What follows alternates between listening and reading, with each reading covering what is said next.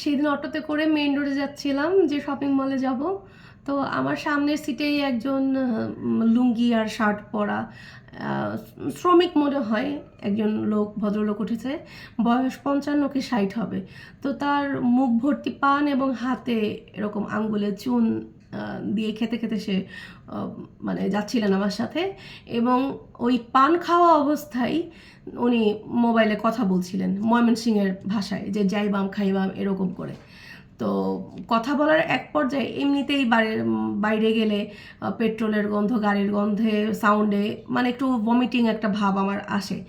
এরপরে সিগারেটার মানে পানের গন্ধ যদি অ্যাড হয় তখন মানে আমি নিজেকে কন্ট্রোল করতে পারি না, এতটাই খারাপ লাগছিল। তো আমি অনেকক্ষণ ধরে ওড়না দিয়ে নাকটা চেপে অপেক্ষা করছি যে কখন শেষ হবে। আমি তার মানে কথা বলার মধ্যে ইন্টারাপ্ট করতে চাই না।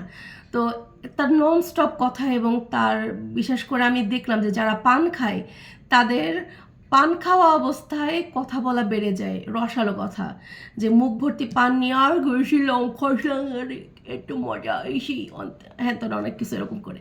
তো আমি এক পর্যায়ে বললাম কি যে আপনি মোবাইলে কথা বলাটা রাখেন আর একটু আল্লাহর রাস্তে চুপ থাকেন। আমার বমি আসতেছে আপনার মানে মুখে পান এবং আপনার চুনের গন্ধে, পানের গন্ধে আমার বমি আসতেছে, আপনি প্লিজ একটু চুপ করেন। তো এই লোকটা আমার কথা শুনে রীতিমতো মানে একটু অবাক হইল, একটু লজ্জাও পাইল। এরপরে পুরোটা টাইম যেহেতু সে আমার সামনে ছিল, আমি দেখতে পাচ্ছিলাম যে সে কি করছিল, তো মুখটা এরকম ঢেকে রাখছিল, মানে হাত দিয়ে ঢেকে রাখছে, কিন্তু তার কারণ হচ্ছে তার মুখে পান শেষ হয়নি, সে কথাও বলতে পারছিল না। আমি যে তাকে অবজেকশন জানিয়েছি, এরপরে সে ফোনটা রেখে দিল সাথে সাথে, যে আমি পরে তো কল ব্যাক করছি এরকম। পুরোটা টাইম সে মুখটা ঘুরিয়ে অন্যদিকে তাকিয়েছিল, আর মানে আমার দিকে একটু পরপর তাকিয়ে মিটমুট করে হাসছিল, যে মানে আমি এরকম একটা মানে এরকম একটা সিচুয়েশন ক্রিয়েট করেছি আর তার লজ্জা লেগেছে। পুরোটা টাইম তার মুখটা এরকম হাত দেওয়া ছিল। তো এরপর একটা টাইমে সে ভাড়াটারা দিয়ে নেমে গেল, তো তখনও তার মুখে পান ছিল।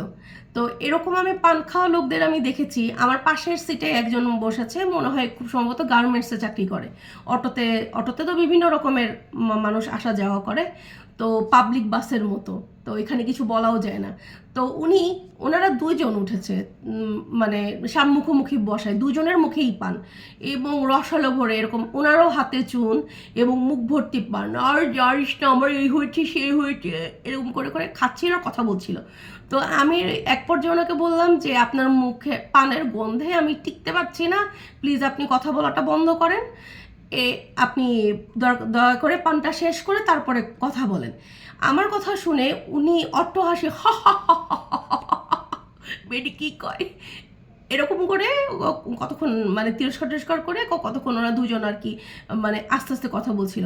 আমি বললাম কি যে এই যে আপনি মুখটা মানে আগ বাড়িয়ে যে কথা বলছেন, আমার গন্ধ আরও বেশি লাগছে, আপনি প্লিজ দয়া করে নেমে যান, না হলে চুপ থাকেন।